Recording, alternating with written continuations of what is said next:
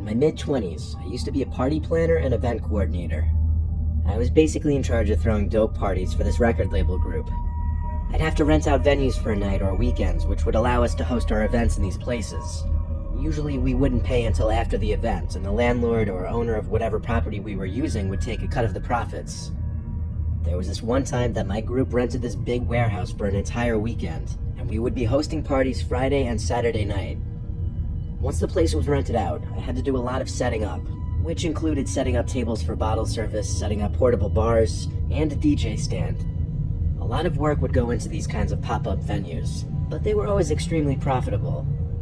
My buddy Jack, who was also on the event planning team, was helping me on the Wednesday before the party weekend. He drove a truck full of equipment to the empty parking lot that the warehouse sat in.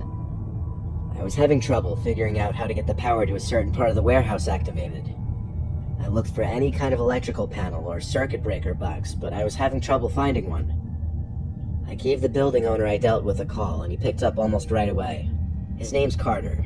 He told me exactly where to go for the electrical panel that would turn on the specific lights I was looking for.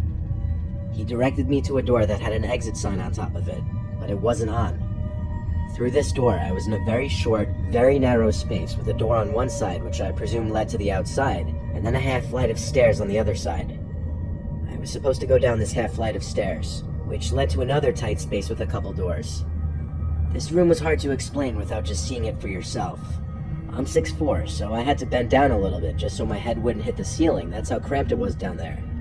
This level had very dim nightlight kind of lights hung on the ceiling. Dim but enough light to navigate just fine. I found the electrical panel, and Carter told me exactly which switches to flip. Then I shut the panel door and turned the key to lock it, even though he told me to just leave the key in the lock. I thanked him and our call ended. I heard a loud and obvious buzzing sound that would be going off in spasms. I followed the sound of it to a door, leading to a pitch-black room. Pulling the door open was hard as it scraped against the concrete floor. There was this red light in the top corner of the room that synchronized with the buzzing sound. When the buzzing stopped, the light would also turn off. I was trying to figure out what it was, but it didn't make sense. I stepped deeper into the room and noticed whenever I moved, the light would turn on and the buzzing would sound. When I stood still, it stopped. I don't know why, but I was creeped out, so I went back to the doorway of the room. I took one more look inside, and the red light turned on again, lighting up the room with this eerie red glow.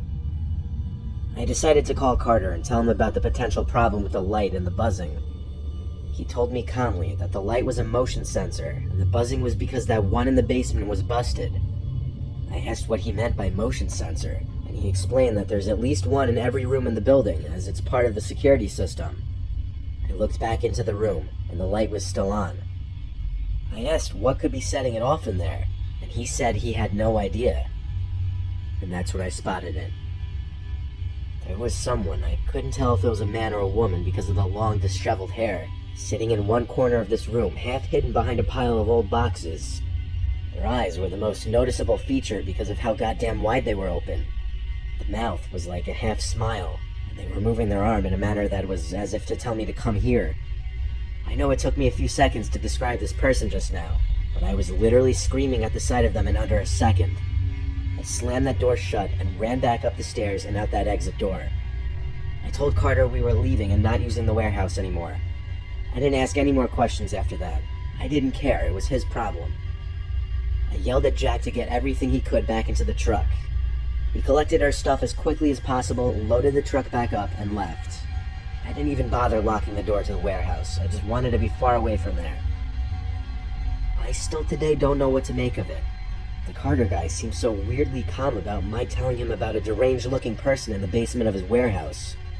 Thinking back, that light was probably going off because of that person sitting in the corner, waving me over, or doing whatever the hell he or she was doing with their arm.